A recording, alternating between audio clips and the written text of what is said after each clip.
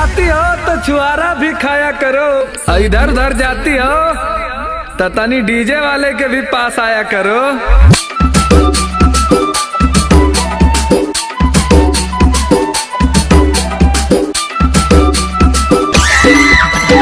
क्या फर्क पड़ता है कौन जल रहा है, अभी खुद पे काम और मार्केट में नाम दबा के चल रहा है।